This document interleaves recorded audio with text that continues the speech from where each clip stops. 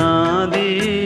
பாசம் வைத்ததாலே நீ பயிரை காத்த வேலி பயிரை காத்த போதும் வீண் பழியை சுமந்த நீதி சாமி வந்து கேட்டிடுமா வீண் பழியை தீர்த்திடுமா விண்ணுக்கும் மண்ணுக்கும் சம்பந்தம் உண்டுன்னு சொன்னது யாரு அது மன்னவன் பேரு அந்த வானத்தை போல மனம் படைச்ச மன்னவனே பனி துளிய போல குணம் படைச்ச தென்னவனே